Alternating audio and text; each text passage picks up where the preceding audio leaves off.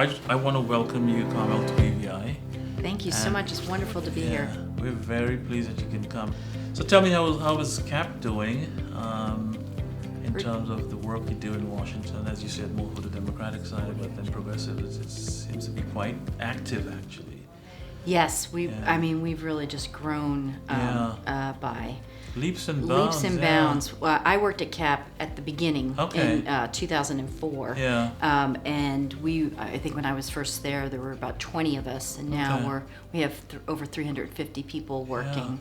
And we've been able to build up a lot of great capacity, not just in terms of our policy or think tank staffers who are our experts and people who do the research and policy development that is our core mission, but we've also been able to build a very robust communications and advocacy infrastructure. So we're a little bit different than a lot of traditional think tanks. Of course, we do have a progressive frame to the work that we're doing, where we produce ideas for all policymakers, regardless of political party. But we also seek to make sure that those ideas really have impact, and one of the ways we do that is by having this communications and advocacy capacity that helps us push them out. And in the election cycle, we also have a C4 entity within the broader organization, and our C4 folks are really focused on pushing out issues in the context of the election cycle. We want to make sure that, again, all the politicians involved in the election are being held accountable for addressing the issues that matter most to the American people. Informed, How long has the center been around? We had our 10th anniversary a couple years ago now, so I think it's about 12 years.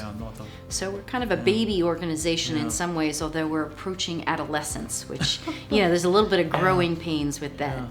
How is it all structured?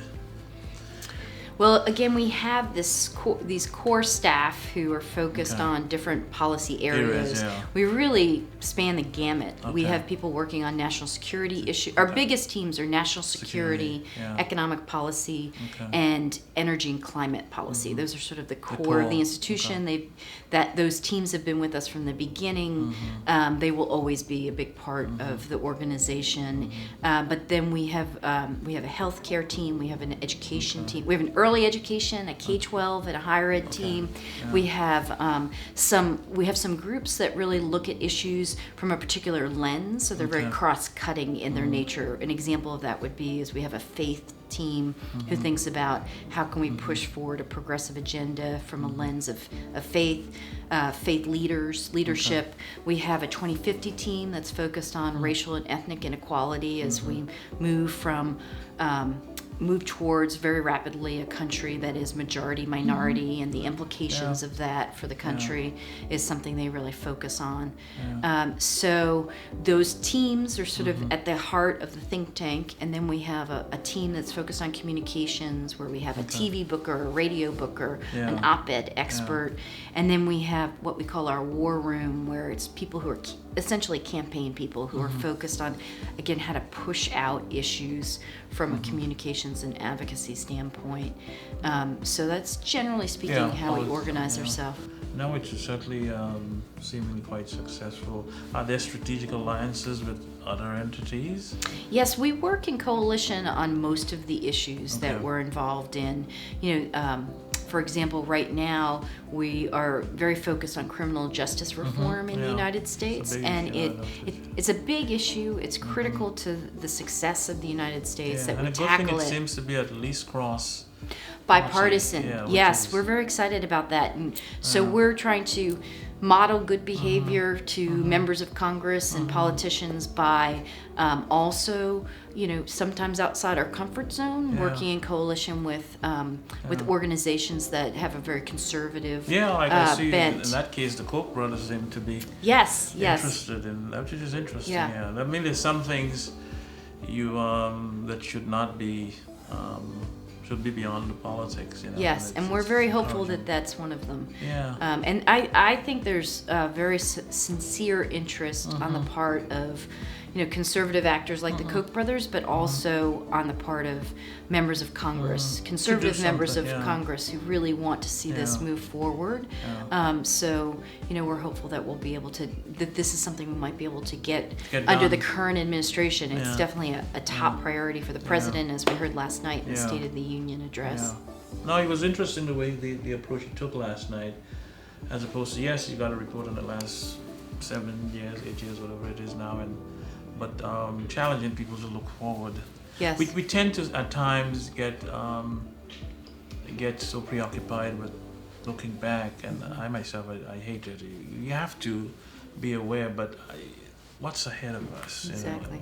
And that's to me the challenge, and that's what we try to do with the conference, to look forward. Where are we going? What are the issues that we have to be aware of that are affecting the BVI, whether the tourism space, financial services, real estate, whatever it is. Yeah.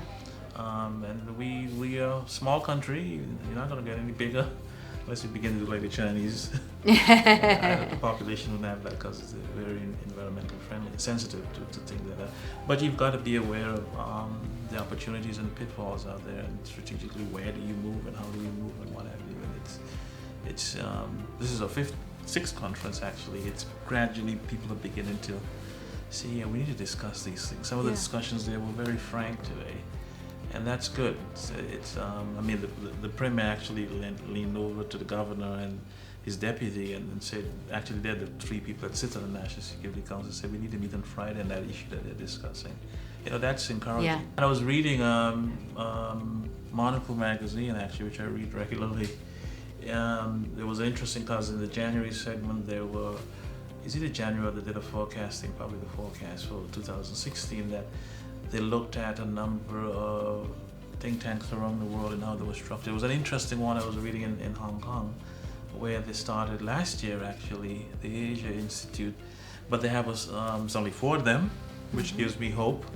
But they also have some strategic relationships with a couple of the universities and other people that really help them to get their work done and messaging out and other things. So but I think in the case of the BVI, there's a need where you can have policy recommendations, research done, and informed that doesn't matter what side you're on, they can at least respect it and say, this is what I'm looking at. So I think it's a critical thing as we continue. You're absolutely right. Government tends to be very preoccupied with the here and now, and no one has the time to really sit back and say, this is where we need to be going. So. Yeah, we're also trying to serve that role from a global perspective in the sense that, as you mentioned during the conference today, there's obviously this very healthy, robust competition between the United States and China. For example, but at CAP, we've been working in collaboration with a think tank in China to help with a fuller exchange of ideas, and they send young Chinese scholars to DC, and we host them to help them learn about what's going on in the United States. We have a Global Progress project that's designed for us to connect with progressives all across the world, whether it be in Europe or Australia or Asia, and sort of share challenges, share opportunities, but also share ideas about how to tackle the biggest problems that we're facing.